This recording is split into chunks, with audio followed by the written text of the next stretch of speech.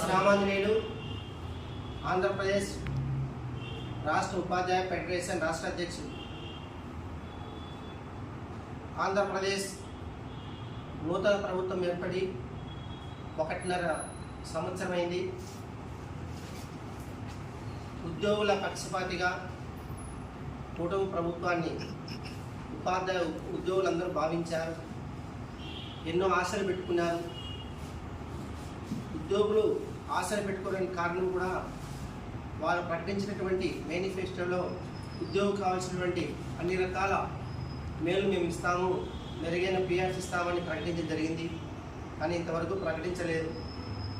ప్రభుత్వం యొక్క ఆర్థిక పరిస్థితిని దృష్టిలో పెట్టుకొని ఉద్యోగ ఉపాధ్యాయులు కూడా నిదానంగా ఓపిక పట్టడం జరిగింది. అయితే ఇప్పటి వరకు ఒకటి కూడా ఏదైనా ఆర్థిక ప్రయోజనం జరగలేదు.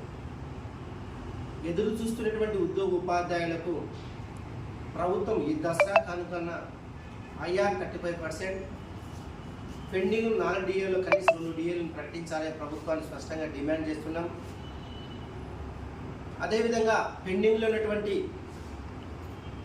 ఆర్థిక ప్రయోజనాలు అంటే ఏపీజేల మెచ్యూరిటీ అయింటుంది, అమౌంట్ రాలేదు, అలాంటివి కానీ మెడికల్ రీఎంబర్స్మెంట్ బిల్లులు మార్చి నుంచి ఇప్పటి వరకు రావడం లేదు. ఎంతోమంది చేతుల్లో నెల జీతం కట్టుకోవడం మన చేతిలోంచి పెట్టి హాస్పిటల్ పెట్టిండ్రు, ఆ బిల్లేమి ఇంతవరకు క్రెడిట్ కాలేదు. అంటే ఉద్యోగుల జీతం నుంచి పోయేది ఉంది కానీ ఉద్యోగులకు వచ్చేది లేదు. కాబట్టి ఆ మెడికల్ రీఎంబర్స్మెంట్ బిల్లులు చెల్లించడంలో కానీ, అదేవిధంగా జిల్లా పరిషత్ల PF amount load amount credit కావడంలో కానీ, రిటైర్డ్ అయినటువంటి ఉద్యోగులకు రావాల్సినటువంటి అన్ని రకాల ఆర్టీలు చెల్లించడంలో కానీ ప్రభుత్వం తక్షణమే చేయాలని ఎస్టీఎఫ్ తరఫున ప్రభుత్వాన్ని కోరుకుంటున్నాం. ముఖ్యంగా మన ఉప ముఖ్యమంత్రి గారు, మన పవన్ కళ్యాణ్ గారు ఎన్నో సందర్భాల్లో ఉపాధ్యాయులకు గొప్పగా చెప్పడం జరిగింది. ఉపాధ్యాయులకు జీతాలు ఎక్కువ మొత్తంలో ఇవ్వాల్సిన అవసరం లేని చెప్పినారు. కానీ ఇంతవరకు మా పుణ్య జీతంతో మేము గడుపుతాం తప్ప మార్కెట్లో పెరిగే రేట్ల ప్రకారం పెంచాల్సిన కనీస డిఏలు కూడా మాకు అందలేదని ముఖ్యమంత్రి గారు తెలియజేస్తున్నాము. కాబట్టి ఈ డిఏలు ఈ ఐఆర్ తక్షణమే ప్రభుత్వం ప్రకటించే విధంగా చర్యలు తీసుకోవాలని ఈ దసరా కానుకగా మేము ప్రభుత్వాన్ని కోరుతున్నాం. ఇమీడియట్లీ ఉద్యోగ ఉపాధ్యాయ సంఘాలతో ఒక సమావేశం నిర్వహించి మా యొక్క వినతులు కూడా స్వీకరించాలని ప్రభుత్వాన్ని ముఖ్యమంత్రి గారిని కోరుతున్నాం.